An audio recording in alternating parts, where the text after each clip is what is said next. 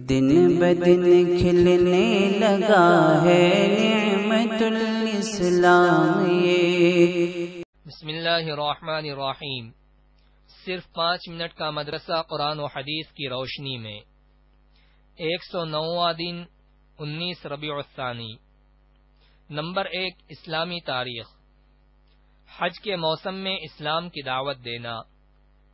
جب رسول اللہ صلی اللہ علیہ وسلم نے دیکھا کہ کفار قریش اسلام قبول کرنے کے بجائے برابر دشمنی پر تلے ہوئے ہیں تو حضور صلی اللہ علیہ وسلم حج کے موسم کے انتظار میں رہنے لگے، اور جب حج کا موسم آ جاتا اور لوگ مختلف علاقوں سے مکہ آتے تو ایسے موقع پر رسول اللہ صلی اللہ علیہ وسلم بذات خود ان لوگوں کے پاس تشریف لے جاتے اور لوگوں کو ایک اللہ کی عبادت کرنے، بت پرستی سے توبہ کرنے اور حرام کاموں سے بچنے کی دعوت دیتے تھے۔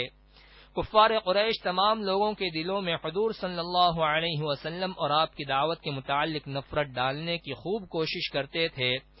خود آپ کا چچا ابو لہب آپ کے پیچھے پیچھے یہ کہتا پھرتا تھا کہ اے لوگو، یہ شخص تم کو بتوں کی پوجا سے ہٹا کر ایک نئے دین کی طرف بلاتا ہے، تم ہرگز اس کی بات نہ ماننا۔ مگر رسول اللہ صلی اللہ علیہ وسلم تمام مصیبتوں اور ان کی مخالفتوں کو برداشت کرتے ہوئے اسلام کی دعوت لوگوں تک پہنچاتے رہے اور دین حق کی سچائی اور شرک و بت پرستی کی خرابی کو واضح کرتے رہے۔ بعض لوگ تو نرمی سے جواب دیتے، لیکن بعض لوگ بڑی سختی سے پیش آتے اور گستاخانہ باتیں کہتے تھے۔ اسی حج کے موسم میں ایک مرتبہ قبیلہ اوس و خزرج کے کچھ لوگ مدینے سے آئے ہوئے تھے، جن کے پاس تشریف لے جا کر آپ صلی اللہ علیہ وسلم نے اسلام کی دعوت دی۔ ان لوگوں نے اسلام قبول کر لیا اور آپ کی مدد کا وعدہ کیا۔ نمبر 2، اللہ کی قدرت۔ بحر میت۔ ملک اردن میں چھوٹا سا ایک سمندر ہے جس کو بحر میت، ڈیڈ سی کہتے ہیں۔ اللہ تعالی نے قوم لوط کی بستیوں کو پلٹ کر ایک گہرے سمندر میں تبدیل کر دیا، جس کے پانی کی سطح عام سمندروں کے مقابل 1300 فٹ گہری ہے۔ اس کی بڑی خصوصیت یہ ہے کہ نہ کوئی جاندار اس میں زندہ رہتا ہے اور نہ ہی کوئی ڈوبتا ہے، جبکہ دوسرے سمندروں میں جاندار چیزیں بھی ہیں اور جاندار و بے جان چیزیں اس میں گر کر ڈوب بھی جاتی ہے۔ نمبر 3، ایک فرض کے بارے میں۔ نماز میں امام کی پیروی کرنا۔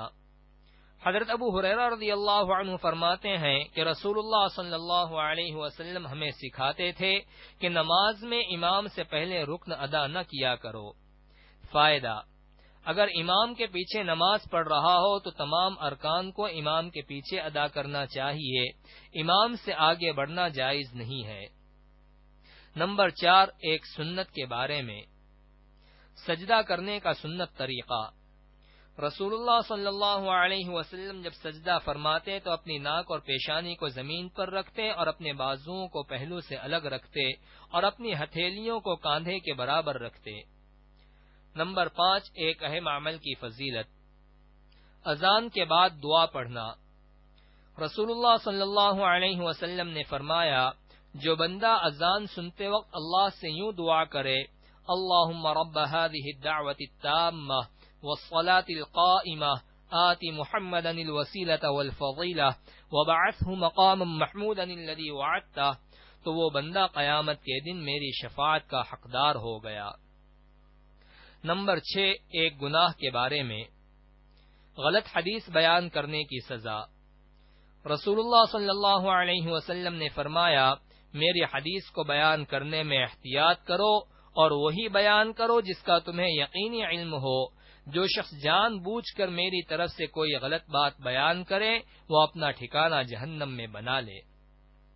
نمبر 7، دنیا کے بارے میں۔ تھوڑی سی روزی پر راضی رہنا۔ رسول اللہ صلی اللہ علیہ وسلم نے فرمایا، جو شخص اللہ تعالی سے تھوڑی روزی پر راضی رہے تو اللہ تعالی بھی اس کی طرف سے تھوڑے سے عمل پر راضی ہو جاتے ہیں۔ نمبر 8، آخرت کے بارے میں۔ جہنمیوں کا کھانا۔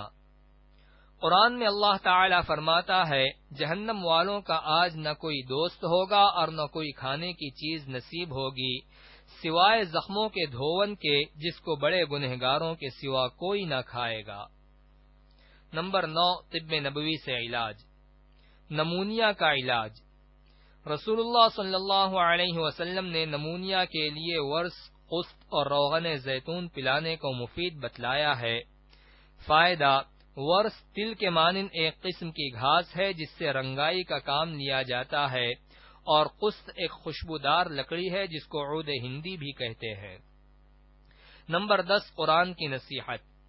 قرآن میں اللہ تعالی فرماتا ہے، تم اللہ تعالی اور اس کے رسول کا حکم مانو اور حکم کی خلاف ورزی سے بچتے رہو، پھر اگر تم منہ موڑو گے اور نہیں مانو گے تو یقین جانو کہ ہمارے رسول کے ذمے تو صرف احکام کو صاف صاف پہنچا دینا ہے۔